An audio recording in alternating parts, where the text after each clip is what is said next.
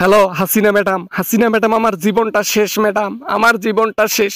ডিম দিতেছে এখন আমাকে, আমাকে এখন ডিম দিতেছে, সহ্য করতে পারি না ম্যাডাম। আমাদের আওয়ামী লীগের বংশ দেখি নির্বংশ করতেছে, শিকড় থেকে মূল শিকড় পর্যন্ত ছিঁড়ে ফেলতেছে, কিছুই তো বুঝতেছি না। একে একে সবাই দেখি ধরা খাইতেছে। ম্যাডাম, আপনাদের জন্য আজকে আমার এই অবস্থা। কন্টেন্ট ক্রিয়েটর হয়েছিলাম, কন্টেন্ট বানাইয়া খাইছিলাম, ওটাই ভালো ছিল। আমাকে এখন ধরে বাস দিচ্ছে। বাস দেবে না তো কি করবে বাবা? তোমাকে রিভেঞ্জ নাও আরো।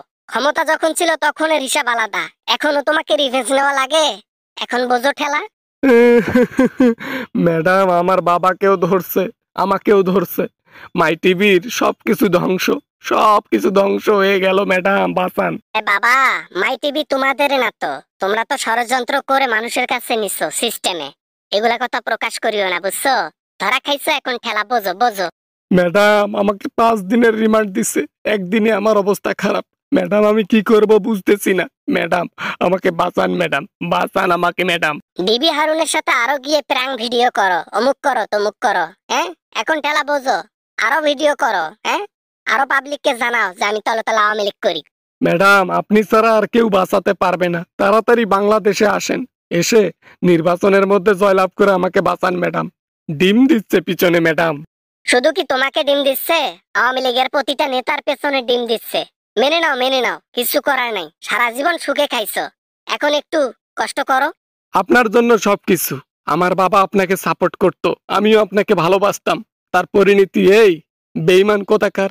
আপনারা আসলে কি জানি না আমি। আমাকে অপমান করা বাদ দাও। ধরো আমি তোমার কথা গেলাম বাংলাদেশে, তারপর কি হবে? জনগণ আমাকে ধরবে, তোমাকে প্রশাসন ডিম দিবে, আর আমাকে জনগণ ডিম দিবে। আহ, জীবনটা ধ্বংস হয়ে গেল ম্যাডাম, আমার বউ বাচ্চা সব কিছু শেষ ম্যাডাম, আমার পরিবার আর একা হয়ে গেল ম্যাডাম। ঢং করো, ঢং করো, অসুস্থ হওয়ার ঢং করো, তাহলে রিমান্ডের মধ্যে একটু শাস্তি কম দেবে। বলো যে আমার ক্যান্সার ম্যান্সার হয়েছে, অমুক তমুক, এরকম একটা অভিনয় করো, বুঝছো? অভিনয় করছি ম্যাডাম, তারপরও ছাড় দেয় না। অসুস্থ অবস্থায় আমাকে রিমান্ডে নিচ্ছে। একেবারে আমার পেছনে যে কি অবস্থা, ওরে আল্লাহ রে, কি বলি আমি, মাথা নষ্ট। সুখে খাইতে ভূতে কিলাইছিল।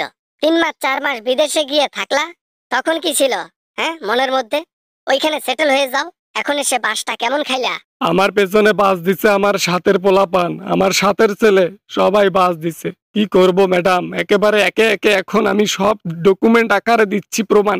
আর যাই প্রমাণ দাও। ওই আমাদের সম্পর্কে যা দুর্নীতির কথা জানো, এগুলা বলিও না। কাকে কাকে সাপোর্ট করছো, কার সাথে কি করছো, এগুলা প্রকাশ করার দরকার নেই। শাস্তিটা একটু মাথা পেতে নাও।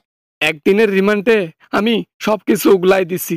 ভিপির সাথে কি সম্পর্ক, আপনার সাথে কি সম্পর্ক, সবকিছু সবকিছু সবকিছু শেয়ার করছি ম্যাডাম। মুখের মধ্যে লাগাম লাগাইতে পারো নাই, হ্যাঁ? আরে, তোমরা যদি এইভাবে একে একে প্রকাশ করো, সবকিছু খোলসা করে দাও, নেক্সট টাইম আরো দেশে যাইতে পারবো। সত্য কথা না বললে পিছনে আরো বড় বড় ডিম দেয়। তাহলে কি করব? সত্যই বলি এই জন্য, তাছাড়া তো উপায় নেই আমার। আমি শেষ ম্যাডাম, বাঁচান ম্যাডাম।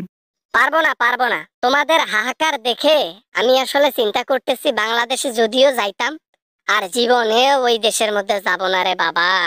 কেন যে আমি আওয়ামী লীগ সাপোর্ট করতে গেলাম? ছাত্রদের সাথে যদি থাকতাম তাহলে আজকে আমি আমার জীবনটাকে সুন্দর করে গড়তে পারতাম। কেন আমি তোমার সাপোর্ট করলাম? সাপোর্ট না করে লাভ আছে? মাই টিভির ওনারকে একেবারে সিস্টেমে টুপি পরাই দিয়া টিভি সবকিছু চ্যানেল ম্যানেল সব নিজের নামে করে নিছে তোমার বাপ বেটা। আর কি বলবো, এগুলা সব আমাদের কাছে তথ্য আছে। আমাদের আন্ডারে চলবো না তা কার আন্ডারে চলবা? জীবন শেষ, জীবনটা তুষ হয়ে গেল।